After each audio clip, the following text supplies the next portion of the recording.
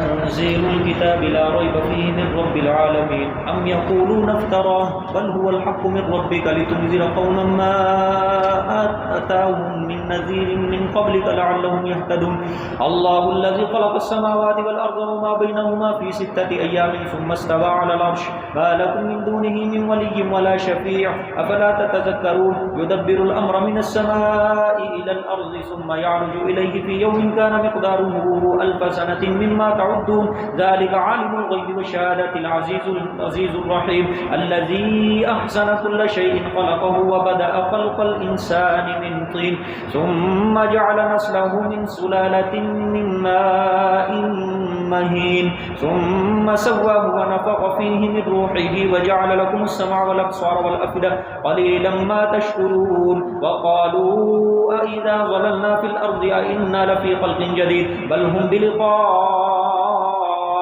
ربهم كافرون قل يتوفاكم ملك الموت الذي وكل بكم ثم إلى ربكم ترجعون ولو ترى إذ المجرمون ناكسوا رؤوسهم عند ربهم ربنا أبصرنا وسمعنا فارجعنا نعمل صالحا إنا موقنون ولو شئنا لآتينا كل نفس هداها ولكن حق القول مني لأملأن جهنم من الجنة والناس أجمعين فذوقوا بما نسيتم لقاء يومكم هذا إنا نسيناكم وذوقوا عذاب الخلد بما كنتم تعملون إنما يؤمن بآياتنا الذين إذا ذكروا بها خروا سجدا وسبحوا بحمد ربهم وهم لا يستكبرون تتجافى جنوبهم عن المضاجع يدعون ربهم خوفا وطمعا ومما رزقناهم ينفقون فلا تعلم نفس ما أخفي لهم من قرة أعين جزاء بما كانوا يعملون. صدق الله العظيم. سجدہ عظیم انشاءاللہ بعد میں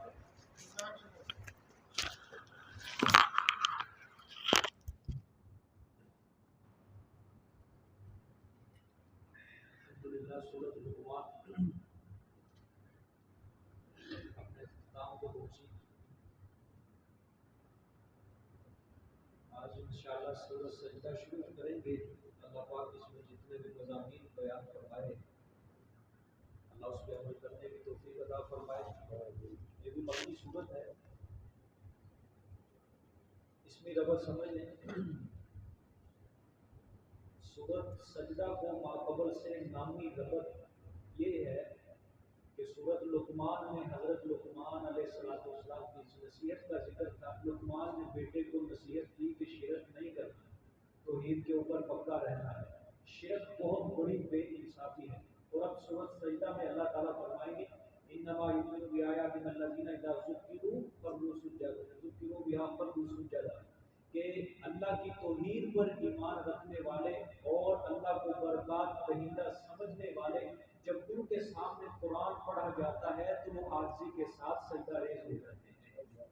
یہ مسئلہ توحید جس کی نصیحت لقمان نے اپنے بیٹے کو کی تھی, یہ اتنا اچھا ہے, یہ اتنا پیارا ہے, یہ اتنا لطف اندوز ہوتا ہے کہ جو مسئلہ توحید کے اوپر ایمان رکھنے والا ہے اور اللہ کو برکات دہندہ سمجھنے والا ہے, جب ان کو قرآن سنایا جاتا ہے تو وہ عاجزی کے ساتھ سجدہ ریز ہو جاتے ہیں.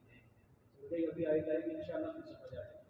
معنوی ربط سورۃ سجدہ کو ماقبل کے ساتھ معنوی ربط یہ ہے کہ سورۃ فرقان جس میں اللہ نے دعویٰ کیا تھا سورۃ فرقان میں پیچھے پڑا ہے تبارک الذی نزل الفرقان. میں نے آپ کو بتایا تھا یہ اب آگے تک اللہ تعالیٰ ہر سورت کے اندر زیادہ زور اس مسئلے پر دے گے کہ برکات دہندہ صرف کس کی ذات ہے؟ اللہ. کہ برکتیں دینے والی ذات صرف اور صرف میری ہے. سورۃ فرقان سے لے کر سورۃ لقمان تک یہی مسئلہ ہوا کہ اللہ کے سوا کوئی برکات دہندہ نہیں ہے, لہذا اس کے سوا حاجات میں کسی اور کو مت پکارو. اب مشرکین کی طرف سے یہ عذر ہو سکتا تھا کہ ہم اپنے خود ساختہ معبودوں کو برکات دہندہ سمجھ کر نہیں پکارتے, بلکہ ہم تو ان کو شفیع غالب سمجھ کر پکارتے ہیں کہ برکات دہندہ تو چلو اللہ کی ذات ہے, لیکن ہم اپنے خود ساختہ معبودوں کو ان کو شفیع غالب سمجھتے ہیں. مطلب کیا کہ یہ اللہ کے سامنے ہے سفارشی، ہماری بات منوا دیتے ہیں۔ اس لیے اب اللہ پاک سورۃ سجدہ میں ماقبل سے ترقی کر کے بتائیں گے کہ اللہ کے سوا جس طرح برکات دہندہ کوئی ذات نہیں ہے، اسی طرح اللہ کے سوا شفیع غالب بھی کوئی نہیں ہے۔ جس طرح اللہ کے سوا برکتیں دینے والی ذات کسی کی نہیں ہے، اسی طرح اللہ کے علاوہ اللہ کے اوپر شفیع غالب بھی کوئی نہیں ہے۔ سمجھ رہی ہے؟ ہاں، یہ ماقبل کے ساتھ اس کا ربط ہے۔ اب خلاصہ اس کا سمجھ لیں، اس صورت کا مرکزی مضمون ہے یہی ہے کہ شفاعت قہری کی نفی ہے۔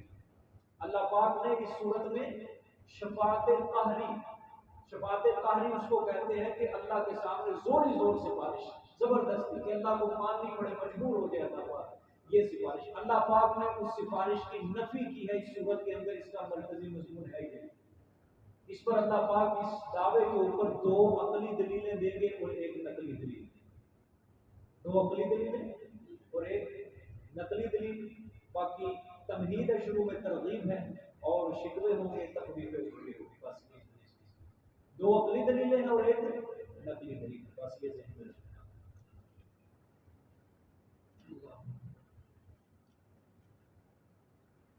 کل یہ سورت کی آخری آیت تھی نا، اس میں اللہ پاک نے فرمایا 5 چیزوں کا علم اللہ پاک نے کسی کو نہیں دیا۔ قیامت، بارش، مادہ کے رحموں میں کیا ہے، اور کل کو کوئی نفس کیا کرے گا نہیں جانتا، اور کوئی نفس نہیں جانتا کہ وہ کل کس زمین پہ مرے گا۔ یہ 5 چیزیں کتنی ہیں؟ 5 چیزوں کا علم اللہ پاک نے اپنے سوا کسی کو نہیں دیا۔ اور یہ بھی بات یاد رکھنا کہ صرف یہ 5 چیزیں ہی مراد نہیں ہیں، کہ اگر ہم سمجھے کہ صرف یہ 5 چیزوں کا علم اللہ نے اپنے پاس رکھا ہے، باقیوں کا علم اللہ پاک نے سب کو دے دیا، نہیں۔ یہ اس کا شان نزول یہ ہے کہ ایک اعرابی آیا تھا، آپ صلی اللہ علیہ وسلم کے پاس، اس نے انہی 5 چیزوں کے متعلق سوال کیا تھا کہ قیامت کب آئے گی یا رسول اللہ، قحط سالی پڑی ہوئی ہے، بارش کب آئے گی، بارش کے بارے میں بتائیں، مادہ کے رحموں میں بتائیں، اسی طرح اس نے کہ کل کو میں کیا کروں گا مجھے بتائیں، میں کس زمین پہ مروں گا مجھے، اس نے یہ 5 سوال کیے تھے۔ اس 5 سوالوں کے جواب میں اللہ پاک نے یہ آیت نازل کی۔ ان 5 سوالوں کے جواب میں اللہ پاک نے یہ آخری آیت سورۃ لقمان کی نازل کی تھی، وگرنہ یہ مطلب نہیں ہے کہ اس کے علاوہ اللہ نے ہر چیز کا علم ہر کسی کو دے دیا۔ یہ سوال کے جواب میں اصل یہ آیت دی، سمجھے؟ امام مالک رحمۃ اللہ علیہ کو خواب آیا، ایک سنا ہے نام امام مالک رحمۃ اللہ علیہ کا؟ پوری زندگی مدینہ منورہ کے اندر گزاری تھی اس نے، جب تک مدینے میں رہتے تھے جوتا نہیں پہنتے تھے، ہاں ادب تھا کہ میرے پیغمبر کا کہیں قدم نہ لگا ہو اور مالک کا اس کے اوپر جوتا نہ آ جائے، اور جب مدینہ سے باہر نکلتے تھے پھر جوتا پہن لیتے تھے۔ حدیث کے میدان میں بہت ماہر تھے۔ عبداللہ بن عمر، حضرت عمر کے بیٹے تھے عبداللہ بن عمر، ان سے بھی بے شمار احادیث اور سنت کے اوپر یہ بڑے مواظبت اختیار کرتے تھے۔ حضرت عمر کے بیٹے امام مالک اسی کے مقلد تھے، اسی سے زیادہ حدیث، امام مالک کا جتنا بھی مسلک ہے وہ سارا عبداللہ بن عمر کی حدیث کے اوپر ہے۔ تو امام مالک خود فرمایا کرتے تھے کہ اگر کسی نے محمد صلی اللہ علیہ وسلم کی چلتی پھرتی سنت دیکھنی ہو وہ عبداللہ بن عمر کو دیکھ لے۔ چلتی پھرتی سنت، چلتا پھرتا طریقہ جس نے محمد صلی اللہ علیہ وسلم کا دیکھنا ہو وہ عبداللہ بن عمر کو دیکھ لے چلتا پھرتا، ٹھیک ہے۔ ان کو خواب آیا امام مالک رحمۃ اللہ علیہ کو، خواب کے اندر امام مالک رحمۃ اللہ علیہ کے آئے، آپ صلی اللہ علیہ وآلہ وسلم، زیارت ہوئی، حضور صلی اللہ علیہ وسلم سے عرض کی، یا رسول اللہ صلی اللہ علیہ وسلم کہ مجھے موت کب آئے گی، میری موت کا وقت بتا دیجئے، مجھے موت کا وقت کب ہے میرے لیے مقرر۔ آپ صلی اللہ علیہ وسلم نے زبان سے کوئی جواب نہیں دیا، صرف 5 انگلیوں کا اشارہ کر دیا، یہ 5 انگلیاں، خواب سے بیدار ہو گئے، بس اتنا اشارہ کیا۔ اب اس کا کیا مطلب تھا؟ 5 دن ہیں، 5 گھڑیاں ہیں، 5 سال ہیں، 5 مہینے ہیں، 5 ہفتے ہیں، کوئی پتہ نہیں ہے۔ اس وقت امام مالک کے دور میں علامہ ابن سیرین رحمۃ اللہ علیہ خوابوں کا بہت بڑا معبر تھا، یہ بہت بڑا معبر. اس کی کتاب بھی علامہ ابن سیرین کی تعبیر الرؤیا کتاب بھی لکھی گئی ہے باقاعدہ، اور یہ تو ہے تھی عربی میں، شاید اس کا اردو ترجمہ بھی میرے خیال بازاروں سے مل جاتا ہے. اس کا تعبیر الرؤیا کتاب کا نام ہے، ساری خوابوں کی تعبیر ہے اس کے اندر. امام مالک نے اپنے شاگرد کو بھیجا، جا ابن سیرین کے پاس جا اور اس خواب کی تعبیر پوچھ کے آ. اور آپ غور کریں، امام مالک اس وقت کے جید علماء میں سے تھے، اور خوابوں کی تعبیر دیکھو خود نہیں جانتے، کیونکہ یہ ایک فن عطا الہی ہے. اور اپنے شاگرد کو بھیجا، جا یہ خواب جا کے علامہ ابن سیرین سے بیان کر اور اسے بتا کہ اس کی تعبیر مجھے پیش کرے. اور شاگرد سے کہا کہ علامہ ابن سیرین کو یہ نہیں بتانا تو نے کہ یہ خواب مجھے امام مالک کو آیا ہے، بس اسے جا کے یہ خواب بیان کرنا ہے کہ فلانا بندہ ہے اس طرح وہ خواب کی تعبیر پوچھتا ہے، میرا نہیں بتانا اس کو. شاگرد گیا امام ابن سیرین کے پاس، جا کے اس کو کہا کہ حضرت امام مالک کو خواب آیا ہے. وہ یہ نہیں کہا کہ فلانے بندے کو ایک بندہ ہے خواب آیا اس کو، اور سارا خواب بیان کیا کہ اس طرح حضور صلی اللہ علیہ وسلم آئے. اس نے سوال کیا کہ میری موت کا وقت کب ہے، تو آپ صلی اللہ علیہ وسلم نے 5 انگلیوں کا اشارہ کر دیا. علامہ ابن سیرین نے امام مالک کے شاگرد سے جب یہ خواب سنا، علامہ ابن سیرین نے آگے سوال کیا کہ یہ خواب کس کو آیا ہے. ان کے شاگرد نے کہا میرے استاد نے منع کیا ہے، مجھے منع کیا گیا ہے کہ یہ خواب بتانے والے کا نام بالکل نہیں لینا تم نے. علامہ ابن سیرین نے بھی بتا دیا کہ یہ خواب امام مالک کے سوا آ بھی کسی کو نہیں سکتا. اس نے کہا کہ یہ امام مالک کے سوا اب خواب آ بھی کسی کو نہیں سکتا. تو علامہ ابن سیرین رحمۃ اللہ علیہ نے خواب کی تعبیر بتانا شروع کی. انہوں نے کہا یہ سورۃ لقمان کی آخری آیت کی طرف اشارہ ہے کہ آپ صلی اللہ علیہ وسلم نے جو فرمایا نا 5 انگلیاں، اس کا مطلب یہ ہے کہ 5 چیزوں کا علم اللہ پاک نے کسی کو نہیں دیا. اس میں سے ایک موت بھی ہے کہ کوئی نفس نہیں جانتا کہ کل کو وہ کہاں مرے گا. اس میں سے ایک موت ہے کہ آپ کی موت کا علم حضور صلی اللہ علیہ وسلم کو بھی نہیں پتا، وہ صرف اللہ ہی جانتا ہے، اس کا علم اللہ کے پاس ہی ہے. سمجھ آئیے کہ نہیں؟ یہ خوابوں کی تعبیریں اس طرح بتایا کرتے ہیں. جو سنت کا متبع ہو، جس کو قرآن کا پتہ ہو، خواب کی تعبیر اس سے پوچھا کرو.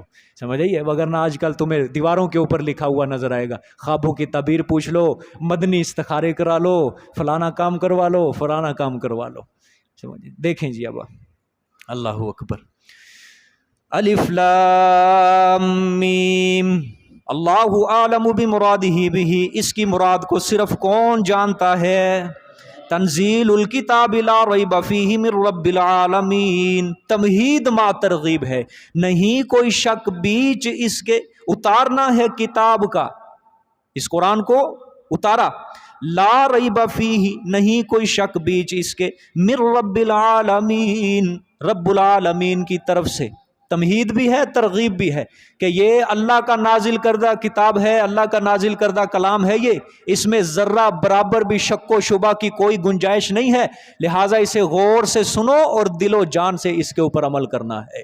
ترغیب بھی ہے اور تمہید بھی ہے.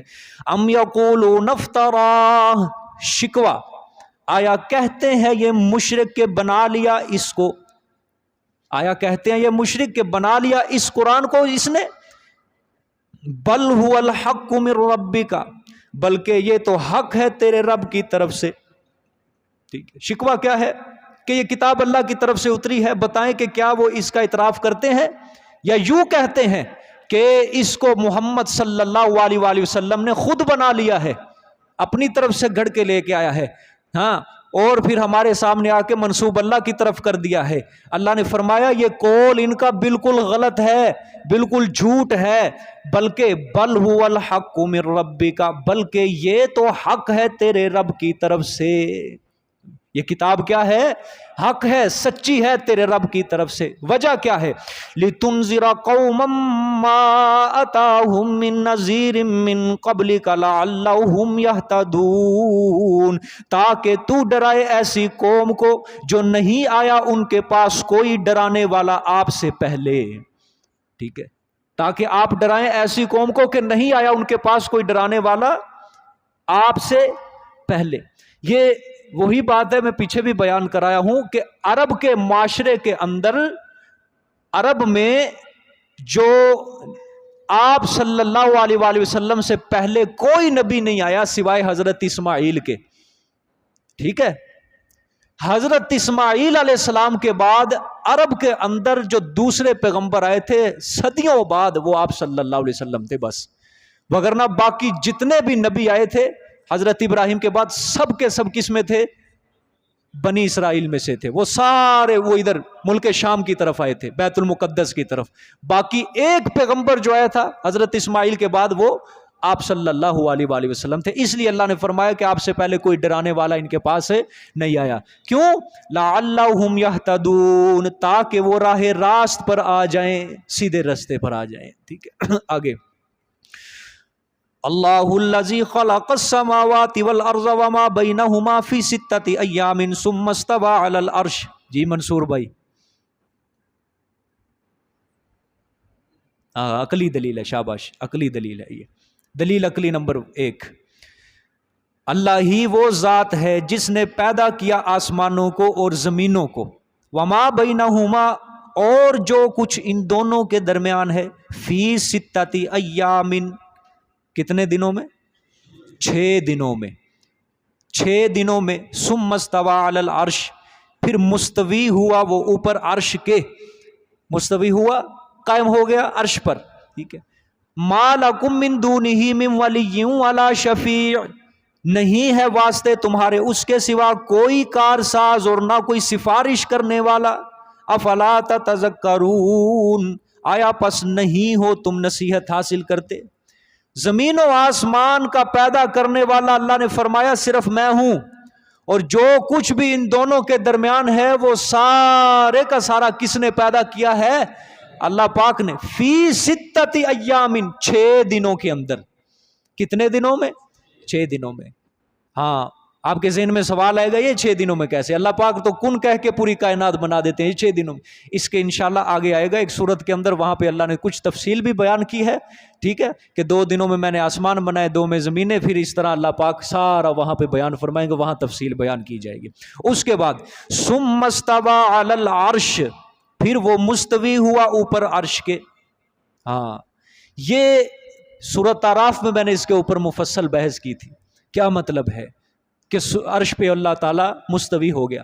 بعض لوگوں کے ذہنوں میں یہ ہے کہ اللہ پاک عرش کے اوپر بیٹھے ہوئے ہیں، اللہ پاک عرش کے اوپر رہتے ہیں، وہ تخت کے اوپر بیٹھے ہوئے ہیں۔ یاد رکھنا یہ مطلب اس آیت کا بالکل نہیں ہے، بالکل کسی مفسر نے کسی صحابی نے اس کی یہ تفسیر کی ہی نہیں ہے۔ پوری امت کا، تمام امت محمدیہ کا، خلف کا، سلف کا اس بات کے اوپر اجماع ہے کہ عرش اللہ کو اپنے اوپر اٹھائے ہوئے نہیں ہے، عرش اللہ پاک کو اپنے اوپر اٹھائے ہوئے نہیں ہے۔ بھئی دیکھو، زمین ہمیں اپنے اوپر اٹھائے ہوئے ہے، اگر ہم کہیں کہ عرش اللہ پاک کو اپنے اوپر اٹھائے ہوئے ہے، یہ تو ہوگی مشابہت، کہ جس طرح ہمیں زمین نے اٹھایا ہوا ہے اسی طرح عرش کو اللہ پاک کو عرش نے اٹھایا ہوا ہے، مشابہت ہو جائے گی۔ اور اللہ پاک انسانی مشابہت سے، ایسی باتوں سے پاک صاف ہے، مبرہ ہے، منزہ ہے۔ اللہ رب العزت کی ذات ازلی ہے، یہ اہل سنت والجماعت کا عقیدہ ہے، یاد رکھنا۔ اللہ پاک کی جس طرح ذات ازلی ہے، اسی طرح صفات بھی ازلی ہیں۔ عرش اللہ کی مخلوق ہے، سمجھ آئی کہ نہیں؟ عرش اللہ پاک کی مخلوق ہے، جس طرح حدیث شریف کے اندر آتا ہے اللہ پاک نے سب سے پہلے پانی کو پیدا کیا، پھر اس کے بعد اللہ نے عرش کو پیدا کیا۔ عرش اللہ پاک کی مخلوق ہے، سمجھ آئی ہے؟ اللہ خالق ہے، عرش مخلوق ہے۔ اب جو مخلوق ہوتی ہے وہ ازلی نہیں ہوتی۔ ازلی کا مطلب کیا ہے؟ جس کی کوئی ابتدا ہی نہیں ہے، اور یہ صفت کس کی ہے؟ صرف اللہ کی ہے۔ اللہ کی نہ ابتدا ہے نہ انتہا ہے، ٹھیک ہے؟ باقی ہر چیز کی ابتدا بھی ہے اور انتہا بھی ہے۔ اسی میں عرش جو ہے یہ مخلوق ہے، اس کی ابتدا ہے۔ یہ عرش جو ہے یہ ازلی نہیں، ازلی صرف اللہ پاک ہیں۔ اگر ہم کہیں کہ اللہ پاک کا عرش اللہ کو اٹھائے ہوئے ہے تو پھر مخلوق ہے عرش، تو پھر ظاہری بات ہے عرش کی ابتدا ہے، تو اس کے پیدا کرنے سے پہلے پھر اللہ کہاں تھے؟ یہ سوال اٹھیں گے بڑے بڑے۔ لہٰذا اہل سنت والجماعت کا عقیدہ یہی ہے کہ عرش جو ہے یہ اللہ کی مخلوق ہے۔ عقلاً یہ محال ہے کہ کوئی عرش، کوئی تخت اللہ پاک کو نہیں اٹھا سکتا، سمجھ آئی ہے؟ کوئی عرش کوئی تخت اللہ پاک کو نہیں اٹھا سکتا۔ اگر کہو گے کہ عرش اللہ پاک کو اٹھائے ہوئے ہے تو اللہ پاک کے لیے تمہیں مکان ثابت کرنا پڑے گا۔ اگر کہو گے اللہ پاک کا مکان ہے، پھر اللہ کے لیے جہت بھی ثابت کرنی پڑے گی کہ اللہ دائیں ہے بائیں ہے آگے پیچھے کس طرف اللہ پاک کا منہ ہے۔ اور ایسی چیزوں سے اللہ کی ذات و صفات مبرہ اور منزہ ہے، پاک ہے۔ یہ صفتیں جو ہے یہ انسان کی ہیں، یہ ساری کی ساری انسان کی یہ صفتیں ہوا کرتی۔ اللہ پاک کونوں مکان سے پاک ہے۔ اس لیے اہل سنت والجماعت کا عقیدہ ہے اللہ کی ذات ہر جگہ موجود ہے، اللہ کی ذات ہر جگہ موجود ہے۔ سمجھ آگئی؟ دیکھیں جی آگے، اب اللہ پاک نے آگے سورت کا بنیادی مضمون بیان کیا ہے، ما لکم من دونہ من ولی ولا شفیع۔ اللہ پاک نے فرمایا کہ اللہ پاک خود سارے عالم کا متصرف اور مختار ہے، اس نے کسی کو کوئی اختیار نہیں دیا، کسی کو متصرف نہیں بنایا، سارے کائنات کے تصرفات صرف اللہ کے قبضے کے اندر ہیں، اس کے سوا کوئی کارساز نہیں۔ جب اس کے سوا کوئی کارساز نہیں ہے تو پھر اس کے سوا کوئی شفیع غالب بھی نہیں ہے اس کے سامنے۔ سمجھ آ گیا؟ اس کے سامنے کوئی شفیع غالب بھی نہیں ہے۔ ما لکم من دونہ من ولی ولا شفیع، نہیں ہے واسطے تمہارے اس کے سوا کوئی کارساز، ولا شفیع، اور نہ کوئی سفارش کرنے والا۔ افلا تتذکرون، آیا پس نہیں ہو تم نصیحت حاصل کرتے؟ سمجھ آ گئی ہے؟ آگے دیکھیں، یدبر الامر من السماء الى الارض ثم يعرج الیہ فی یوم کان مقدارہ الف سنۃ مما تعدون۔ پہلے اللہ نے صفت خالقیت کا ذکر کیا کہ زمین و آسمان جو کچھ بھی ان کے درمیان ہے پیدا کرنے والا صرف میں۔ اب پیدا کرنے کے بعد تدبیر بھی پورے کائنات کی میں ہی کرنے والا ہوں، مدبر بھی اس کائنات کا میں ہوں، ٹھیک ہے؟ اب تدبیر کا ذکر ہے اس آیت کے اندر، یدبر الامر، آپ ہی تدبیریں کرتا ہے، الامر، تمام امور کی، تمام کاموں کی تدبیریں کرنے والا کون ہے؟ مدبر صرف کس کی ذات ہے؟ جس طرح اللہ نے کائنات کو بنا دیا ہے، اب اس کے بعد اللہ پاک نے کائنات کو چلانے کے لیے کوئی حصے نہیں بانٹ دیے کہ فلانا نبی، فلانا بادشاہ، فلانا ولی میری کائنات کا یہ نظام سنبھالے گا، فلانا یہ نظام سنبھالے گا، فلانا یہ نظام سنبھالے گا، نہ، ساری تدبیریں جس طرح اس نے بنایا ہے ساتوں آسمان زمینوں کو، تدبیریں بھی وہی کر رہا ہے ساری کی ساری، ٹھیک ہے؟ سارے کام بھی وہی کر رہا ہے، آپ تدبیریں کرتا ہے تمام امور کی۔ اللہ اکبر۔ ایک بہت بڑا عالم ہے ایک مسلک کا، نام نہیں لیتا میں، اس نے کتاب لکھی ہے ایک ہدایت بخشش، اس میں شعر لکھا ہے اس نے، ذی تصرف بھی ہے، معزو بھی ہے، مختار بھی ہے، ذی تصرف بھی ہے، معزو بھی ہے، مختار بھی ہے، تصرف بھی سارے اس کو حاصل ہیں اور اختیار بھی سارے اس کو حاصل ہیں، کار عالم کا مدبر بھی ہے عبد القادر۔ نہیں سمجھ آئی؟ ہاں، کار عالم کا مدبر بھی ہے عبد القادر، سارے عالم کی تدبیر شیخ عبد القادر جیلانی کر رہا ہے۔ اب قرآن کیا کہہ رہا ہے؟ یدبر الامر من السماء الى الارض، آپ ہی تدبیریں کرتا ہے تمام امور کی، آسمان سے لے کر زمین تک، کوئی کسر ہی نہیں اللہ پاک نے چھوڑی، آسمان سے لے کر زمین تک ساری کائنات کا مدبر صرف کون ہے؟ قادر یا عبد القادر؟ بولو، قادر ہے یا عبد القادر؟ قادر۔ سمجھ آئی کہ نہیں؟ جس طرح قادر نے ساتوں آسمان اور ساتوں زمینوں کو بنایا، اسی طرح قادر ہی اس ساری کائنات کی تدبیر کر رہا ہے، نہ کہ عبد القادر۔ عبد القادر زیر دست، عبد القادر زیر دست، زبردست کون؟ کس سے مانگنا ہے، قادر سے یا عبد القادر سے؟ سمجھ آئی کہ نہیں؟ ساری تدبیریں کرنے والا صرف اللہ پاک، مدبر، کائنات کا نظام چلانے والا صرف اللہ پاک ہے۔ قرآن ہے اس بات کے اوپر گواہ، ٹھیک ہے؟ تمہارے پاس ہیں شعر و شاعریاں، ممبر و محراب پہ بیٹھ کے جھوٹے قصے کہانیاں شعر و شاعری سنا سنا کے لوگوں کو وجد کے اندر لے کر آتے ہو. ہم اللہ کا قرآن سچا قرآن لے کے لوگوں کو وجد میں لے کے آتے ہیں الحمدللہ. ہاں ہمارے پاس مضبوط دلیل ہے. ہاں ہمارے پاؤں جو ہے یہ ریت کے پتھر پہ نہیں ہے بلکہ پتھر کے اوپر ہیں, سخت چٹان کے اوپر ہے. ہاں جس کو جھٹلاؤ گے مر جاؤ گے, جہنم ہے تمہارا ٹھکانہ. تمہارے مسلکوں کی بنیاد شعر و شاعری کے اوپر ہے, تمہارے مسلکوں کی بنیاد قصے کہانیوں کے اوپر ہے, لیکن ہمارے مسلک کی بنیاد اللہ کا قرآن ہے الحمدللہ. اور ذالک الکتاب لا ریب فیہ ہے کہ اس میں کوئی شک ہی نہیں ہے. باقی ہر چیز میں شک کیا جا سکتا ہے لیکن قرآن کے اندر کوئی شک نہیں کیا جا سکتا ہے الحمدللہ. آگے دیکھیں, ثم یعرج الیہ فی یوم کان مقدارہ الف سنۃ مما تعدون. ترجمہ غور سے دیکھنا ہے جی. پھر چڑھیں گے کام طرف اس کے بیچ اس دن کے, ثم یعرج پھر چڑھیں گے, الیہ طرف اس کے, کیا چڑھیں گے؟ کام, فی یوم بیچ دن کے. کون سا دن مراد ہے؟ قیامت کا دن مراد ہے. ٹھیک ہے, کان مقدارہ الف سنۃ, جو ہے لمبائی اس کی 1000 سال.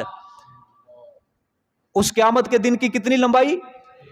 1000 سال. مما تعدون, اس سے جو تم شمار کرتے ہو, اس سے جو تم کیا کرتے ہو شمار کرتے ہو. اللہ پاک فرماتے ہیں دنیا کے اندر جتنا دن ہوتا ہے نا, رات ہوتی ہے, ٹھیک ہے, تو 1000 سال کے برابر وہ قیامت کا دن ہوگا. 1000 سال کے برابر جس سے تم شمار کرتے ہو, یعنی دنیا کے دن رات کے مطابق 1000 سال کا وہ کیا ہوگا؟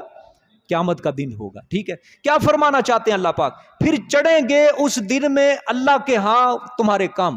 اللہ پاک فرمانا چاہتے ہیں آج دنیا کے اندر تو تم میرا شکر نہیں ادا کر رہے, آج دنیا کے اندر تم میرا شکر نہیں ادا کر رہے, نہ تم ہماری طرف بھاگ کے آتے ہو, نہ تم ہماری طرف لوٹ کر آتے ہو, نہ تم ہماری طرف رجوع کرتے ہو. لیکن قیامت کا دن ایسا دن ہوگا کہ تم اور تمہارے اعمال دونوں میرے سامنے حاضر ہوں گے. سمجھ آئی کہ نہیں؟ اس دن پکڑے جائے گے, اس دن ہر کوئی پکڑا جائے گا کہ اب تو دنیا کے اندر شکر نہیں کر رہے, اب تو دنیا کے اندر نافرمانیوں پر نافرمانیاں, دنیا کے اندر اب تو گناہ کر رہے ہو, میری طرف میرے سامنے سجدہ ریز نہیں ہوتے. لیکن قیامت کا جو دن ہوگا نا, تمہارا وجود اور تمہارے اعمال دونوں میرے سامنے آئیں گے. اور اس قیامت کی مقدار اللہ نے بتائی 1000 سال. ٹھیک ہے, اس لیے اللہ پاک نے فرمایا اپنی سرکشیوں سے باز آ جاؤ, ہٹ جاؤ اپنی سرکشیوں سے, نہ کیا کرو گناہ, نہ کیا کرو گناہ. ٹھیک ہے, اچھا جی, سوال ہے اس آیت کے اوپر بڑا زبردست. سورت معارج آگے آئے گی انشاءاللہ. ادھر تو اللہ نے فرمایا نا مقدارہ الف سنہ, سورت معارج کے اندر ہے 50 الف سنہ. وہاں پہ اللہ نے 50,000 سال کا ذکر کیا ہے کہ قیامت کا دن 50,000 سال بڑا دن ہوگا. اور یہاں پہ اللہ نے کیا فرمایا؟ 1000 سال لمبا دن ہوگا. کیا مطلب ہے؟ قرآن کی دونوں آیتیں ٹکرا رہی ہیں, اب تعارض ہو گیا ہے یہاں پہ. اس کے جواب مفسرین نے بہت سے دیے ہیں, صرف 2 جواب آپ کے سامنے رکھوں گا اور دونوں بہت اچھے ہیں. روز قیامت کی مقدار جو ہے دنوں کے اعتبار سے 1000 سال ہوگی. جس طرح دنیا کے اندر عام دن چل رہے ہیں, دنوں کے اعتبار سے قیامت کے دن کی جو مقدار ہوگی 1000 سال. ٹھیک ہے, لیکن سختی اور مصیبت کے اعتبار سے 50,000 سال لمبا دن. اس کی مثال دنیا میں بھی ہے. جس طرح کوئی دن ہو نا انسان کے اوپر مصیبت ہی مصیبت آئے, مصیبت ہی بڑی مصیبت, انسان کیا کہتا ہے؟ ہائے کیا بنے گا اب ہمارا. ٹھیک ہے, اج دا دن تے لمبا ہی ہو گیا. سمجھے کیا بنے گا یار, یہ دن گزر کیوں نہیں رہا. ٹھیک ہے, یہ دن گزر کیوں نہیں رہا, یہ مصیبت ٹل کیوں نہیں رہی. دن 1000 سال لمبا ہوگا لیکن سختی اور مصیبت کے اندر وہ 50,000 سال برابر لمبا دن. ایک جواب یہ ہے. ایک دوسرا جواب مفسرین نے دیا, وہ بھی بڑا اچھا ہے, جو دل کو لگتا ہے. دوسرا جواب مفسرین نے یہ دیا قیامت کے دن کا طول جو ہوگا لوگوں کے اعتبار سے مختلف ہوگا. لوگوں کے اعتبار سے کیا ہوگا؟ مختلف ہوگا. کسی کے حق میں قیامت کا دن 50,000 سال لمبا دن ہوگا, کسی کے حق میں قیامت کا دن 1000 سال لمبا دن ہوگا. سمجھ آئی؟ یعنی لوگوں کے اعتبار سے کیا ہوگا؟ مختلف ہوگا. اور کسی کے حق میں قیامت کا دن 1 دن کے برابر ہوگا. 1 دن جس طرح دنیا کے اندر. حدیث شریف کے اندر بھی آتا ہے کہ قیامت کا دن مومن کے اوپر 1 فرض نماز کے برابر ہوگا. کتنا؟ 1 فرض نماز. بس 1 فرض نماز. فرض نماز کتنی ہوتی ہے؟ فجر ہے، ظہر ہے، عصر ہے، مغرب ہے، عشاء ہے. کتنا فرض نماز جو ہے سنتے ہیں ایک طرف ہے فرض نماز. آج چلو یہی لگا لو 5-7 منٹ، ٹھیک ہے؟ یا پچھلا دور اگر کر لو جب ریاضتیں تھی، باتیں تھی، فرض لمبے تھے، بس 10-15 منٹ. اتنا مومن کے اوپر، بس مومن کے اوپر. اس لیے اللہ کہتا ہے وَلَا خَوْفٌ عَلَيْهِمْ وَلَا هُمْ يَحْزَنُونَ. نہ ان کے اوپر خوف ہوگا نہ غمگین ہوں گے وہ. بالکل وی آئی پی بندے ہوں گے نا اللہ پاک کے، وی آئی پی بندے. عرش کے نیچے اللہ پاک اب ان کو جگہ دے گا. ہاں اگر اس عرش کے نیچے جگہ بنانی ہے نا، اللہ کے وی آئی پی بندے بننا چاہتے ہو تو تمہیں قرآن بہت ضروری ہے پڑھنا. قرآن بہت ضروری ہے پڑھنا. یہاں پہ روز الحمدللہ 1 گھنٹہ محفل لگتی ہے اللہ پاک کے قرآن کی. اور اللہ کتنا خوش ہوتا ہے جو بیٹھتے ہیں، جو سنتے ہیں، جو سمجھتے ہیں. اللہ کتنا خوش ہو رہا ہوتا ہے کہ زمین کے اوپر اس ٹائم روئے زمین کے اوپر چند محفلیں ہوں گی جو اللہ کے یاد کے اندر، اللہ کے ذکر کے اندر صرف کر رہے ہیں وہ. ان میں سے کچھ تو انفرادی ہوں گے، اور انفرادی بھی اللہ کو پسند ہے. اس کے مد مقابل اللہ کو اجتماعی محفل بڑی پسند ہے. سب سے زیادہ پسند اللہ کو اجتماعی محفل ہے. وہاں پہ اللہ تعالیٰ کی رحمت برستی ہے اور اللہ کتنا خوش ہوتا ہے. اگر چاہتے ہو نا 1 فرض نماز کے برابر قیامت کا دن میرے لیے بن جائے تو قرآن بڑا ضروری ہے. خدا کی قسم قرآن بڑا ضروری. اس کے اوپر عمل بڑا ضروری ہے. سنت رسول صلی اللہ علیہ وسلم کو زندہ کرنا بڑا ضروری ہے تمہارے لیے. ٹھیک ہے؟ صرف باتیں کر لینے سے اور باتیں سن لینے سے ہی، ٹھیک ہے، اور واہ کر لینے سے یہ نہیں. عمل، اللہ کو عمل چاہیے. عمل سے زندگی بنتی ہے، جنت بھی جہنم بھی. یہ خاکی اپنی فطرت میں نہ نوری ہے نہ ناری. عمل کرو گے تو پھر ہوگا. یہ جواب مفسرین نے بہت اچھا دیا ہے یہی دل کو، کہ لوگوں کے اعتبار سے وہ قیامت کا دن کیا ہوگا؟ مختلف ہوگا. جو برے لوگ ہوں گے 50,000 سال لمبا دن ہو جائے گا. جو اس سے کم ہوں گے 1,000 سال. جو اس سے کم ہوں گے 1 ہفتہ، 1 مہینہ. جو مومن ہوگا پکا وہ 1 فرض نماز جتنا ہے. سبحان اللہ، بڑی بات ہے حضرت، بڑی بات ہے. دیکھیں جی آگے. ذالک عالم الغیب والشہادۃ العزیز الرحیم. اب یہ خالق و مدبر کل، ذالک یہ خالق و مدبر کل، ٹھیک ہے، جاننے والا ہے. عالم الغیب، جاننے والا ہے غیب کا، نہ کہ تمہارے معبود، ٹھیک ہے، جاننے والا ہے غیب کا. والشہادتی، اور پوشیدہ چیزوں کا، ہاں، اور ظاہری چیزوں کا. العزیز الرحیم، جو غالب ہے، مہربان ہے، بڑا ہی مہربان ہے. سمجھ آگئی؟ اللہ پاک نے فرمایا، ہاں آگے بھی دیکھ لو، الذی احسن کل شیء خلقہ وبدأ خلق الانسان من طین. وہ ذات جس نے خوب بنایا ہر شے کو جو پیدا کیا اس نے. احسنہ کا لفظ ہے. وہ ذات جس نے خوب اچھا ہر چیز کو خلقہ بنایا اس کو، ٹھیک ہے. آگے وبدأ خلق الانسان من طین، اور شروع کیا پیدا کرنا انسان کو مٹی کے گارے سے.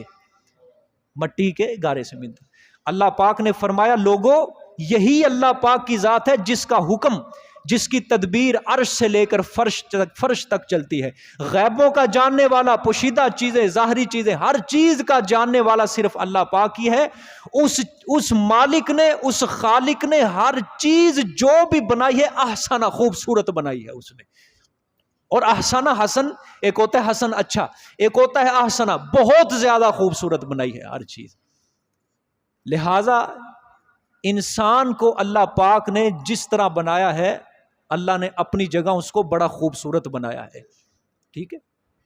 اس کے بعد اللہ پاک کے اس صفت کے اندر شکوے کرنا، ٹھیک ہے، آپ صلی اللہ علیہ وسلم نے حجۃ الوداع کے خطبے میں کیا فرمایا تھا کہ اب اسلام کے اندر نہ کسی اجمی کو عربی پر، نہ عربی کو اجمی پر، نہ گورے کو کالے پر، نہ کالے کو گورے پر کوئی فوقیت حاصل نہیں ہوگی. اسلام کے اندر صرف چلے گا تو تقوی، اعمال کا سکہ. جس کے پاس تقوی ہوگا وہ اللہ کے نزدیک زیادہ قریب ہوگا. کوئی گورا، کوئی کالا، یہ کوئی معیار نہیں. کوئی مالدار ہے، کوئی فقیر ہے، کوئی معیار نہیں اللہ کے نزدیک. اللہ کے نزدیک جو معیار ہے قرب کا وہ صرف اور صرف کیا ہے؟ تقوی ہے. اور آج ہمارے مسلمان کتنے احساس کمتری کا شکار ہیں. کسی غریب کو دیکھ کے احساس کمتری کا شکوے نکلتے ہیں. چلو زبان سے نہیں کہتے، دل میں آ جاتی ہے بات. دل میں آنا ہی بہت بری بات ہے. اور اس کے اوپر پھر وہ احساس کمتری کا شکار، ربا مینوں کیوں تو غریب بنایا، مجھے کیوں تو نے غریب بنا دیا. ٹھیک ہے، فیس بک چلاتے ہیں ہمارے لوگ، انٹرنیٹ چلا رہے ہوتے ہیں، امیر لوگوں کو دیکھتے ہیں نا، وہ اپنی دولتیں دکھاتے ہیں، اپنے کوٹھیاں بنگلے دکھاتے ہیں. لوگ احساس کمتری کا شکار ہو رہے ہوتے ہیں کہ مجھے کیوں نہیں یہ چیزیں حاصل. سمجھ آئیے؟ اسی طرح یہ ہماری نوجوان نسل ہے، یہ آج کل یہ بیماری جو چلی ہے آئی فون، تصویر اچھی ہے جی بہت زیادہ، اس میں احساس کمتری کا شکار ہو رہے ہیں. اس میں تصویر اچھی بنا دیتا ہے اور احساس کمتری کا شکار، اللہ کے اوپر شکوہ باندھتے ہیں کہ ربا تو نے اس طرح خوبصورت مجھے کیوں نہیں بنایا. آ جاتا ہے نا دل میں یہ بات. یہ سارے دجالی پھندے ہیں یہ، کہ اللہ کے اوپر سے ایمان ہٹا کے اس فتنے کے اوپر اس کا ایمان بنایا جا رہا ہے. اس فتنے کے اوپر اس کا ایمان دیکھنے دیا. سارے لوگ بس اس کے پیچھے پڑ گئے ہیں. جو اللہ نے بنا دیا اس کے اوپر شکر کرو. اور وہ بھی تو لوگ ہیں جو کانے ہیں، آنکھیں. وہ بھی تو لوگ ہیں جن کا ہونٹ نہیں ہوتا سامنے والا. وہ بھی تو لوگ ہیں جن کو اللہ پیدائشی نابینا پیدا کر دیتا ہے. وہ بھی تو لوگ ہیں جن کے کان ہی نہیں ہوتے. وہ بھی تو لوگ ہیں جو پاہج پیدا ہوتے ہیں، فالج زدہ پیدا ہوتے ہیں، لنگڑے لولے پیدا ہوتے ہیں. وہ بھی تو لوگ ہیں جو پیدائشی پاگل پیدا ہوتے ہیں. جس طرح اللہ نے بنا دیا ہے نا، اللہ نے قرآن میں فرمایا، دیکھو کتنے خوبصورت انداز میں اللہ نے بیان فرمایا کہ اس نے جو بھی چیز بنائی ہے خوبصورت بنائی ہے. اور انسان کے بارے میں تو اللہ نے سورۃ 3 کے اندر خالصتاً فرمایا، وہاں پہ لَقَدْ خَلَقْنَا الْإِنسَانَ فِي أَحْسَنِ تَقْوِيمٍ. اللہ نے فرمایا مجھے اپنی ذات کی قسم، مجھے اپنی ذات کی قسم، میں نے انسان کو سب سے زیادہ خوبصورت بنایا ہے. سب سے زیادہ خوبصورت بنایا ہے. اور یہاں پہ موبائلوں پہ تصویریں، کیمرے پہ تصویریں لگا کے فیس بک کے اوپر لگاتے ہو، چند لائک لینے کے لیے بس، چند کمنٹس لینے کے لیے بس. اور اللہ کی صفت کے اوپر جو خالقیت کی صفت ہے، اللہ نے جس طرح بنا دیا، تم اس کے اوپر شکوے باندھنے لگ جاتے ہو، کاش میں اس طرح کا ہوتا، میں اس طرح کا ہوتا. یہ سارے دجالی پروپیگنڈے دکھائے جا رہے ہیں. دجال کی جنت ہوگی ایک جہنم ہوگی. وہ جنت اس کی کیا ہوگی؟ اصل جنت نہیں ہوگی، اس کی اصل جہنم نہیں ہوگی. تو دھوکا فراڈ ہوگا اس کا سارا. سمجھے؟ دنیا کے ظاہری اسباب کے اوپر نظر، دنیا کو جنت بنا کے دکھایا جائے. پیچھے آیت گزری نا، یعلمون ظاہرا، دنیا کے ظاہر کے اوپر وہ کیا کر رہے ہیں؟ دنیا کے ظاہری اسباب کے اوپر وہ نظریں لگا کر بیٹھے ہوئے، اور آخرت کے اوپر بھول چکے ہیں. سب کچھ بھول چکے آخرت کے بارے میں. آخرت دنیا کے ظاہر کو دیکھ کر وہ سمجھتے ہیں سب کچھ ہے ہی دنیا. احساس کم تری کی وجہ سے آپ صلی اللہ علیہ وسلم نے فرمایا میری امت کے لوگ یہودیوں عیسائیوں کے طریقے اختیار کریں گے. احساس کم دے، یہ بہت بڑی بیماری ہے، یہ بہت بڑی بیماری ہے. میرے عزیز دوستو، اسلام سے بڑی دولت کوئی نہیں ہے ہمارے لیے. ہمارا دین ہماری سب سے بڑی دولت ہے. محمد صلی اللہ علیہ وسلم کا رستہ ہماری سب سے بڑی دولت ہے. نجات اگر رکھی ہے تو اسی رستے کے اندر رکھی ہے. بچنے کا رستہ ہے تو اسی جگہ. اللہ کی محبت، رسول کی محبت، قرآن کی محبت، قرآن نے جو رستہ دیا اس کے اوپر چلنا پڑے گا تمہیں. ہاں، فنا فی اللہ کی تہ میں بقا کا راز مضمر ہے. سمجھ آئی؟ فنا فی اللہ کی تہ میں بقا کا راز مضمر ہے. اللہ کی محبت کے اندر فنا ہو جاؤ، غرق ہو جاؤ.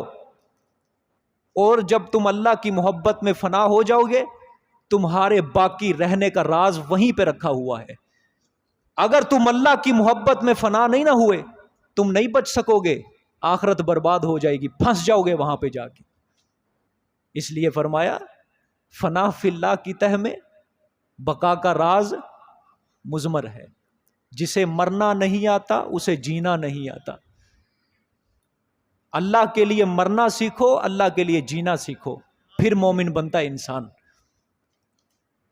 سورۃ انعام میں غالباً قل ان صلاتی و نسکی و محیای و مماتی للہ رب العالمین، میرے پیغمبر آپ اعلان کریں ذرا، بے شک میری نماز، میری قربانی، و محیای و مماتی، میرا مرنا، میرا جینا، للہ رب العالمین، کس کے لیے ہے؟ صرف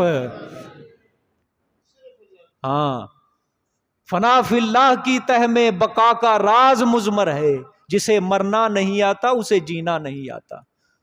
جو اللہ کے لیے مرنا نہیں نہ جانتا پھر وہ زندگی بھی نہیں جی سکتا اصل۔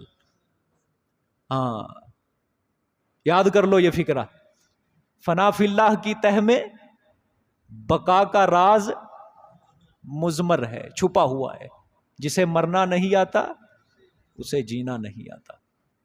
اللہ کی محبت حاصل کرو، سب سے پہلے دعا کے اندر یہی رکھا کرو، اللہ مجھے اپنی محبت دے۔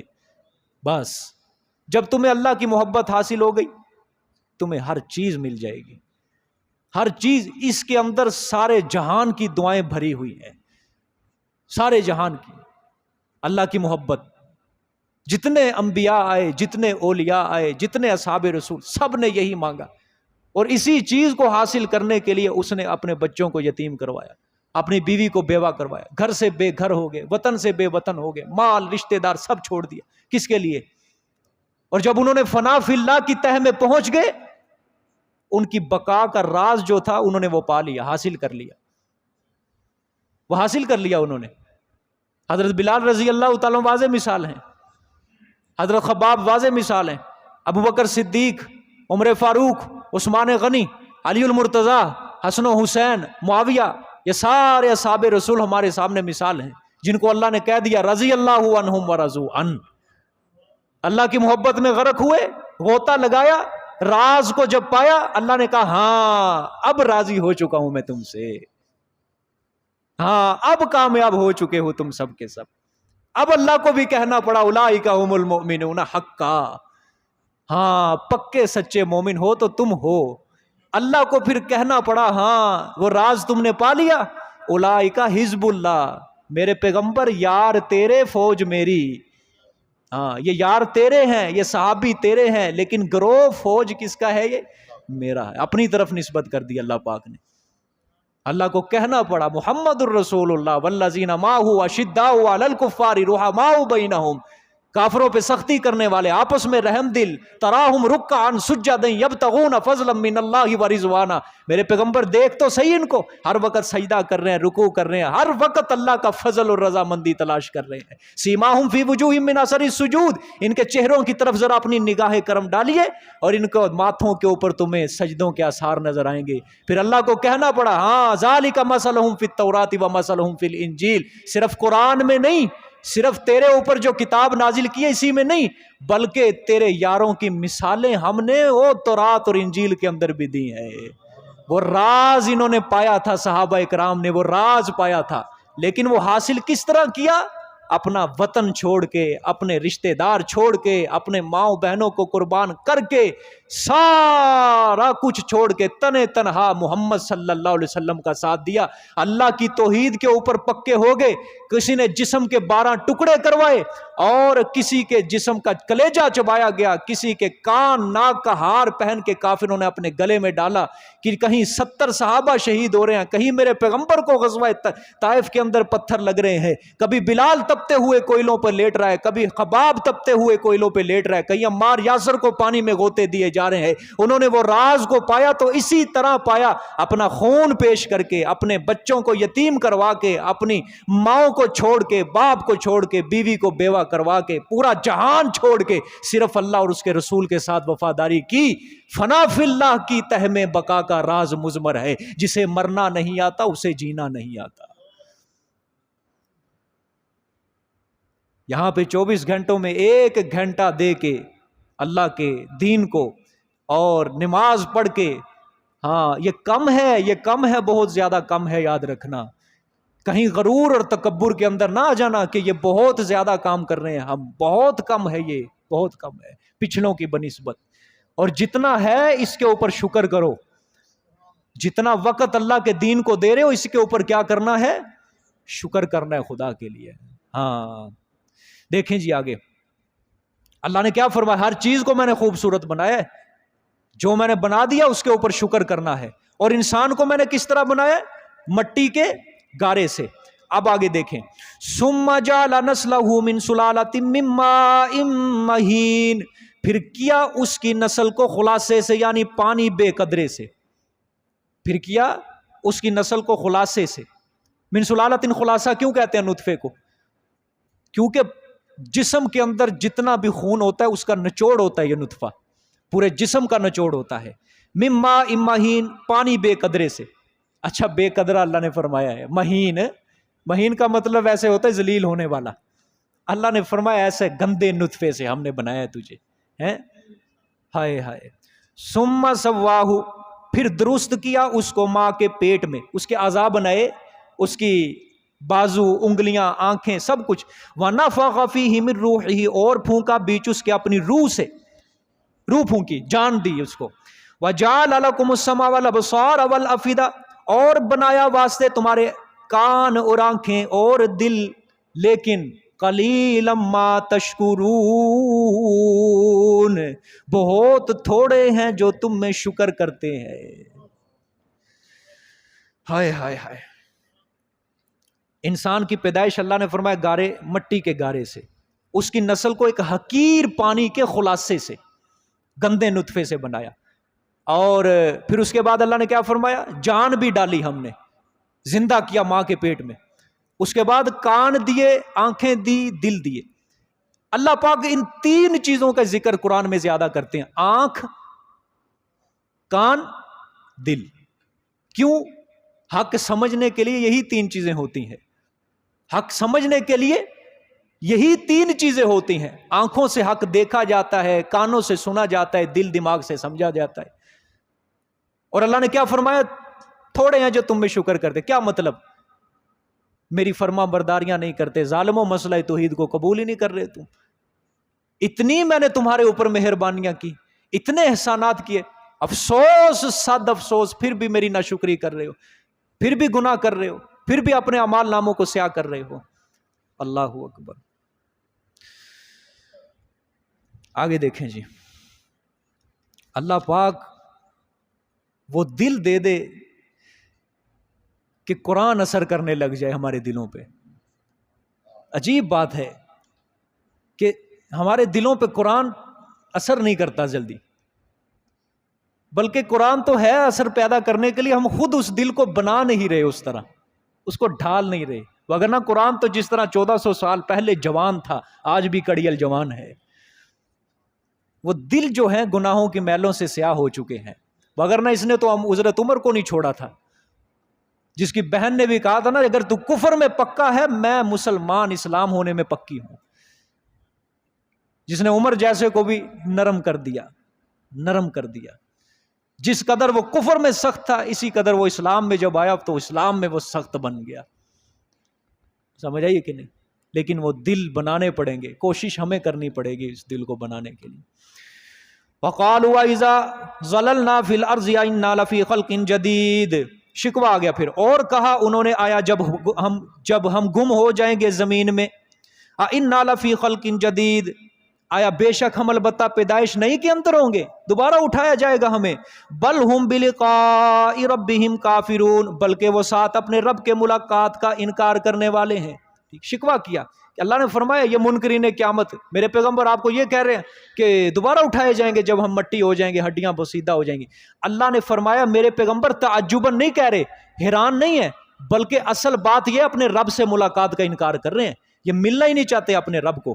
اللہ نے پھر جواب دیا، قُلْ يَتَوَفَّاكُم مَلَكُ الْمَوْتِ الَّذِي وُكِّلَ بِكُمْ ثُمَّ إِلَىٰ رَبِّكُمْ تُرْجَعُونَ، فرما دو میرے پیغمبر، فوت کرتا ہے تمہیں ملک الموت، موت کا فرشتہ، ٹھیک ہے، وہ جو حوالے کیا گیا ہے ساتھ تمہارے، تمہارے ساتھ ہم نے کیا کر دیا، اس کو جوڑ دیا ہے، جب بھی ہم روح پھونکنی کسی کی روح لینی ہو اس کو ہم کر دیتے ہیں آگے، ٹھیک ہے، اسرائیل علیہ السلام.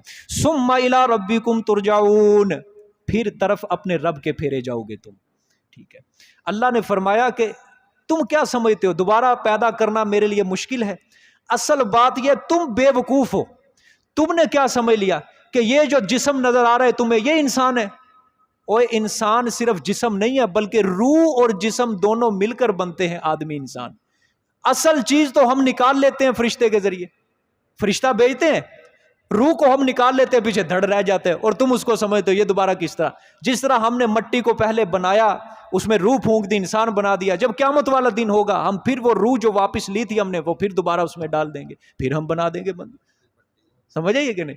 مٹی سے ہم نے مٹی کے اندر پھونک دیا، پہلے بھی ہم نے مٹی کو تیار کر کے روح پھونکی، دوبارہ جب ہم بنائیں گے پھر مٹی تیار کر کے کیا پھونک دے، روح پھونک. اس میں کون سی کوئی لمبی چوڑی بات ہے؟ ٹھیک ہے. اللہ نے فرمایا تم بے عقل ہو، تم انسان سمجھ کے سمجھتے بس یہی ہے سب کچھ، ٹھیک ہے. حالانکہ روح جو ہے اصل چیز تو ہم نے وہ لے لی ملک الموت کے ذریعے، جس کو ہم نے تمہارے ساتھ لگا دیا ہے، ٹھیک ہے. جب گھر میں آتا ہے وہ کھینچ کے لے جاتا ہے تم سے وہ چیز، ٹھیک ہے، تم رونے لگ جاتے ہو اس کے اوپر، وہ دوبارہ آتا ہے، پھر دوبارہ آتا ہے. اسی طرح تمہارے سارے گھر خالی ہو جائیں گے، پورا جہان خالی کر دیں گے ہم اسی طرح اس فرشتے کے ذریعے، ٹھیک ہے. پھر کیا ہوگا؟ ثم الی ربکم ترجعون، بس تم اپنے رب کی طرف لوٹ آؤ گے، پھر ہم تمہارے فیصلے کریں گے، جزا و سزا کے فیصلے ہوں گے، عدالت لگے گی بہت بڑی ایک، ٹھیک ہے، سپریم کورٹ سے بھی بڑی عدالت ہوگی وہ، ٹھیک ہے، جس میں سفارش نہیں چلے گی، جس میں کوئی جیب کے اندر پیسہ نہیں ہوگا بلکہ لباس ہی نہیں ہوگا، وہاں پہ کسی میں بولنے کی جرت ہی نہیں ہوگی. اللہ نے فرمایا کیا کر رہے ہو تم دنیا کے اندر، مجھے کمزور سمجھ لیا تم نے. اتنا سا انسان ہے، اتنا سا ہے، مچھر کے پر جتنی بھی طاقت نہیں. کدھر اللہ نے زمین کے اوپر صرف آباد کیا انسان، باقی اور سیارے بھی ہیں، اور زمین کے اوپر کہاں سے یہ اللہ سے مقابلے کر رہا ہے؟ کدھر سے مقابلے کر رہا ہے؟ اللہ چاہے مچھر کے ذریعے بھی مروا دیتا ہے. نمرود کو مروایا نا اللہ نے، خدائی کا دعویٰ کیا تھا ظالم نے. کیا ہے انسان؟ موت کا کچھ پتہ چلتا ہے؟ ایک حقیر چیز کے ذریعے اللہ مروا دیتا ہے انسان کو. سارا جہان ہی اسی کے تابع ہے، سارا جہان ہی اسی کے تابع ہے. آگے دیکھیں جی، وَلَوْ تَرَىٰ إِذِ الْمُجْرِمُونَ نَاكِسُو رُءُوسِهِمْ عِندَ رَبِّهِمْ رَبَّنَا أَبْصَرْنَا وَسَمِعْنَا فَارْجِعْنَا نَعْمَلْ صَالِحًا إِنَّا مُوقِنُونَ. تخویف اخروی، ذرا غور سے دیکھنا جی. اور اگر دیکھے گا تو جب کہ مجرم نیچا کرنے والے ہوں گے، ناکسو نیچا کرنے والے ہوں گے، رؤوسہم اپنے سروں کو، عند ربہم اپنے رب کے ہاں. قیامت کا دن کا منظر اللہ بیان کر رہے ہیں. جب کہ مجرم اپنے سروں کو نیچا کرنے والے ہوں گے، کیوں؟ ندامت اور شرمندگی کی وجہ سے، ہائے مارے گئے آج. ربنا، اس وقت کہیں گے اے ہمارے رب، ابصرنا، اب ہم نے دیکھ لیا، وسمعنا، اور اب ہم نے سن لیا. ہاں، اب درخواست یہ ہے، فرجعنا نعمل صالحا انا موقنون، پس تو بھیج ہمیں دنیا میں، ہم عمل کریں گے اچھے، انا موقنون، بے شک اب ہمیں یقین آ گیا ہے. سمجھ آئی کہ نہیں؟ جب ڈنڈا سر پہ پڑے گا نا پھر پتا چلے گا ہاں واقعی نبی آئے تھے، اللہ کے ولی آئے تھے، علماء آئے تھے، سمجھا کے گئے تھے، اللہ کی کتاب کے اندر اللہ نے سب کچھ بیان کیا.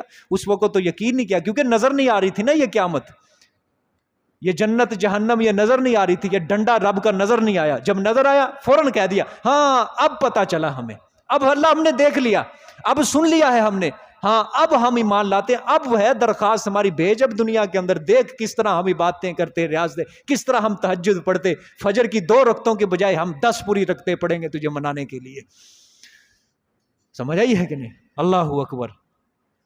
آگے دیکھیں اللہ نے جواب دیا، یہ بھی زبردست اللہ نے جواب دیا ان کو. وَلَوْ شِئْنَا لَآتَيْنَا كُلَّ نَفْسٍ هُدَاهَا وَلَكِنْ حَقَّ الْقَوْلُ مِنِّي لَأَمْلَأَنَّ جَهَنَّمَ مِنَ الْجِنَّةِ وَالنَّاسِ أَجْمَعِينَ.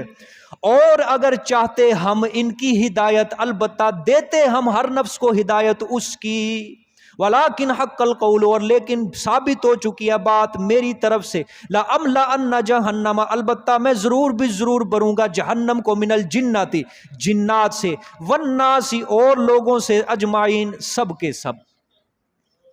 غور کرو ذرا، انہوں نے کیا کہا؟ اللہ اب مان لیا، اب دیکھ لیا، اب تو دنیا میں بھیج۔ اللہ نے فرمایا کہ اگر ہم کو اس طرح ہدایت دینا مقصود ہوتی تو پہلے دن سے ہی ہم ہر انسان کو اس طرح ہدایت دے دیتے۔ سمجھ آئی کہ نہیں؟ آج تم نے دیکھ لیا سب کچھ، آج تم کہہ رہے ہو ہم ہدایت قبول کرتے ہیں۔ اگر اس طرح دکھا کے ہدایت دینا مقصود ہوتا تو ہم جس دن پہلے انسان کو ہم نے پیدا کیا پہلے دن سے ہی ہر انسان کو کیا دیتے؟ ہدایت دے دیتے ہم، ٹھیک ہے؟ یعنی اگر اس طرح کی بری العین، یعنی بری العین ہدایت دینا مقصود ہوتی تو سارے انسانوں کو ہم دے دیتے، لیکن اس سے امتحان کی حکمت فوت ہو جاتی، ٹھیک ہے؟ کیونکہ پھر کوئی کافر ہی نہ رہتا، سارے مسلمان ہوتے، سارے موحد ہوتے، ٹھیک ہے؟ لیکن ہم کو یہ منظور نہ تھا، ٹھیک ہے، کہ مشاہدہ حقیقت کے بعد ہم مجبور کریں، جس طرح آج تم مشاہدہ کر کے مجبور ہو رہے ہو ہدایت قبول کرنے پہ۔ دنیا میں ہمیں یہ چیز چاہیے ہی نہیں تھی کہ مشاہدہ حقیقت کے بعد وہ مجبور ہو جائے ہدایت لانے کے اوپر۔ ہم تو چاہتے تھے بابا دل کہ یقین کتنا ہے اس کا ہمارے اوپر، ہماری باتوں کا یقین کتنا ہے، ہماری کتاب ہمارے پیغمبروں کی باتوں کا یقین کتنا ہے۔ ہم لینا چاہتے تھے امتحان، عقل دی تھی، اختیار بھی تمہیں دیا تھا کہ نیکی قبول کرنی ہے یا بدی قبول کرنی ہے۔ بات سمجھ آ گئی کہ نہیں؟ ہاں، اور میری طرف سے اللہ نے فرمایا فیصلہ ہو چکا ہے، بس ازل میں لکھا جا چکا ہے، پکی بات ہے، میں نے تو جہنم کو بھی بھرنا ہے، چاہے وہ انسان کافر ہو چاہے وہ جنات کافر ہو، بس میں نے بھرنا ہے اس کو میری طرف سے، اب یہ وعدہ ہے، ٹھیک ہے؟ ہائے فذوقوا، اللہ ہم سب کو بچائے، فذوقوا بما نسیتم لقاء یومکم۔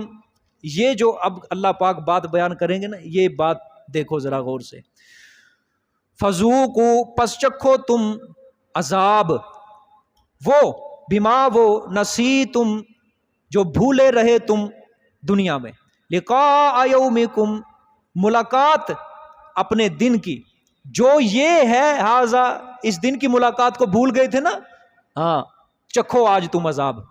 انا نسیناکم بے شک ہم تمہیں بھول چکے ہیں، ہاں بھلا دیا آج ہم نے تمہیں، جاؤ جس طرح دنیا میں تم بھول گئے تھے نا، آج ہم بھی بھول چکے ہیں تمہیں، جاؤ ذرا۔ جب یہ اللہ پاک بات کہیں گے کوئی امید رہ جائے گی پیچھے؟ کوئی رہ جائے گی امید؟ کوئی نبی ولی آ جائے چھڑانے کے لیے؟ خدا جس کو پکڑے چھڑائے، محمد، محمد کا پکڑا چھڑا کوئی نہیں سکتا۔ اللہ نے فرمایا انا نسیناک، بے شک ہم بھی کیا ہو چکے ہیں، اب تم کو بھلا دیا ہے ہمیں، جاؤ۔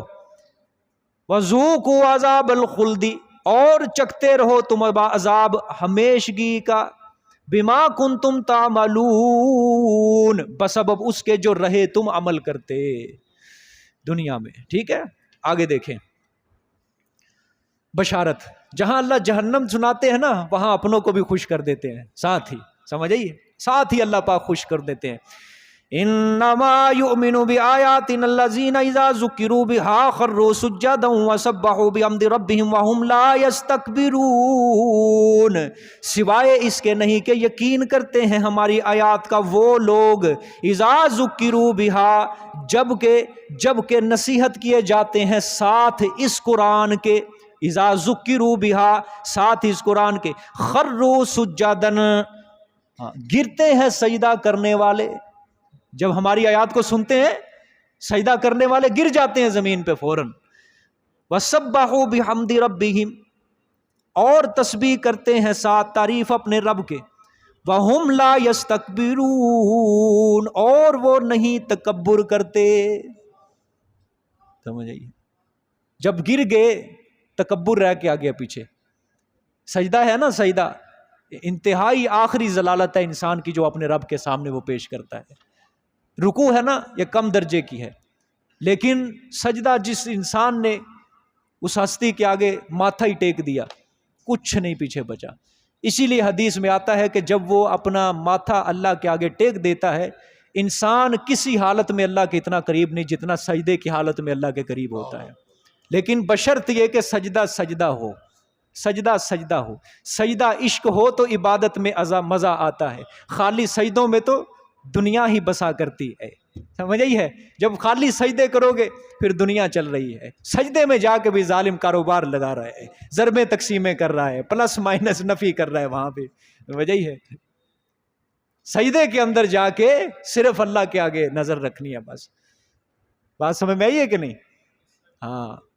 کتنے پلاٹ بیچ دیے، کتنے رہ گئے، کتنے پیسے کس سے لینے ہیں، کتنے کس سے لینے. ٹھیک ہے، یہ سارے سوچ اور فکر نماز میں آتی ہے. اور یقین کرو اللہ 100 بار بچائے، اللہ 100 بار بچائے. جب انسان کے خیالات ادھر ادھر منتشر ہوتے ہیں نا، شیطان ایسا بے ایمان ہے، کوئی انسان کو کوئی حساب کتاب بھولا ہوا ہے، نماز میں وہ یاد آ جاتا ہے سارا. وہ سارا یاد آ جاتا ہے، شروع سے لے کر آخر تک شیطان پوری لسٹ سامنے لے کے آتا ہے. بابا یہ دیکھ، تو نماز پڑھ رہا ہے، تیری ادھر دنیا خراب ہو رہی ہے ساری، جس کو تو بھولا بیٹھا ہے. پھر بھول جاتے ہیں نماز، پھر آتے ہیں مسئلہ پوچھنے کے لیے. اچھا مولوی صاحب یہ دوسری رکعت میں نے تحیات بھول چکا تھا، اب میں کیا کروں، نماز میری ہو گئی یا نہیں ہو گئی ہے؟ میں نے 3 رکعتیں پڑھ لی ہیں، چوتھی نہیں پڑھی میں، اب میری نماز ہوئی ہے یا نہیں ہوئی ہے؟ سمجھ آئی ہے؟ رکوع، نماز اور سجدے کے اندر یہ ساری باتیں چل رہی ہوتی ہیں. سجدہ ہو، ٹھیک ہے، اس کا لطف انسان کو حاصل ہو جائے، یقین کرو لطف حاصل ہو جائے اس کو، انسان کو سجدہ کرنے کا، بس وہ اپنا سجدہ اور لمبا کر دیتا ہے. ٹھیک ہے کہ نہیں؟ ہائے ہائے ہائے. اور یقین کرو جب کسی کو نماز فائدہ دینے لگ جائے نا، فائدہ دینے لگ جائے، تو اس کو پھر نظر آ جاتا ہے اللہ پاک. کیوں؟ نماز بے حیائی سے اور برے کاموں سے روک دیتی ہے. اس کے دل کے اوپر چوٹ پڑتی ہے، نہ بھائی اب نماز، اب اللہ ہے، اب رسول ہے، اب تمام نیک اعمال ہیں، اب نہیں برے کام ہمیں سجتے. ٹھیک ہے کہ نہیں؟ اللہ پاک یہ جوان ہے نا، ان کو اللہ پاک، یہ نئی نسل جو ہے اللہ پاک ان کو نماز کا چسکا دے، نماز کا لطف، نماز کا مٹھاس ان کو دے. ان کے اوپر اب میں نے ہاتھ تنگ کر دیا، سخت کر دیا، ان کی لگام کو کھینچ دیا میں نے ان کے کو. آج 9-10 محرم کا روزہ رکھا ہے انہوں نے اب الحمدللہ. باقیوں نے بھی رکھا ہے کہ نہیں؟ کسی نے کلاس میں بڑوں میں سے کس نے رکھا ہے؟ ماشاءاللہ، ماشاءاللہ. عرفان بڑی شاباش، بہت اچھی بات ہے، بہت اچھی. یہ اس طرح ہمیں طاقت حاصل ہوگی کلاس کو. دعائیں کرو، فجر کے بعد کا وظیفہ نہ چھوڑو خدا کے لیے. بہت کم ساتھی رہ گئے وظیفہ کرنے والے، بہت کم رہ گئے. وظیفہ کرو، اس کو لمبا کرو، اس کو پیار محبت سے چلاؤ، اور بہت فائدہ ہوگا انشاءاللہ آپ کو، بہت فائدہ ہوگا. ہاں انشاءاللہ ہر کسی کے اوپر میری نظر ہے، خاص کر یہ جوانوں کے اوپر. کوئی کسی بری کام کے اندر مجھے ملوث نظر آیا، اس کے اوپر میں نے لگام کھینچوں گا، اس کی سختی کی جائے گی. ہاں چمڑی ادھیڑ دیں گے اس کی وجہ سے کلاس کے اندر نحوست پڑے گی. سمجھے؟ ایسا ساتھی اب نہیں ہمیں برداشت، کیونکہ دعوت و تبلیغ نہیں ہے، اب صرف کلاس کا نظم و ضبط بھی رکھنا ہے، پورا نظم و ضبط. کوئی کلاس کی، قرآن کی، کسی کی بدنامی کا سبب بنے گا، ہم اس کو کھینچ لائیں گے. نہ بابا، تیرے ذمہ یہ کام نہیں ہے. تو قرآن پڑھنے والا ہے، تو سنت رسول کا متبع ہونا چاہیے، تجھے قرآن کا اثر تمہارے جسم کے اوپر رکھنا چاہیے. تم نے بالکل ایسے ویسے چکروں کے اندر بالکل نہیں پڑھنا ہے. اب تیری نسبت بدل چکی ہے، اب تیری نسبت بدل چکی ہے. اب تو وہاں کا نہیں رہا، اب تو یہاں کا ہے. اب یہاں کا ہو کے رہے، اب یاری لگا لی ہے، اس کو نبھا، توڑ چڑھا، پکا رہے ہمارے ساتھ. اب توڑنا نہیں ہے، اس کو جوڑنا ہے. سمجھ آئی ہے؟ دیکھیں جی آگے. تتجافى جنوبهم عن المضاجع يدعون ربهم خوفا وطمعا. سبحان اللہ. صحابہ اکرام کی اللہ پاک نے عظمت بیان کیا یہاں پہ. ہاں اللہ نے فرمایا تکبر بھی نہیں کرتے. تتجافى جنوبهم، الگ رہتی ہیں ان کی کروٹیں ان کے بستروں سے. ہائے ہائے، پوری رات اللہ کے آگے سجدے، پوری رات اللہ کے آگے کھڑے رہتے ہیں، لیکن ہماری کروٹیں الفی لگا کے چھوڑے ہوتی. ہاں یدعون ربهم خوفا وطمعا. کیوں خالی رہتی ہیں؟ اللہ نے وہ بھی فرما دیا، پکارتے رہتے ہیں اپنے رب کو ڈر کر اور امید رکھتے ہوئے. خوف بھی ہے، امید بھی ہے، دونوں چیزیں ہیں، خوف بھی اور امید بھی. وَمِمَّا رَزَقْنَاهُمْ يُنْفِقُونَ، اور کچھ اس سے جو ہم نے رزق دیا ان کو خرچ کرتے ہیں. سمجھ آئے گی؟ سبحان اللہ. جزاک اللہ جی. بس آج کے لیے اتنا کافی، باقی کل کو انشاءاللہ سورت پڑھیں گے، سجدہ کر لیں سارے.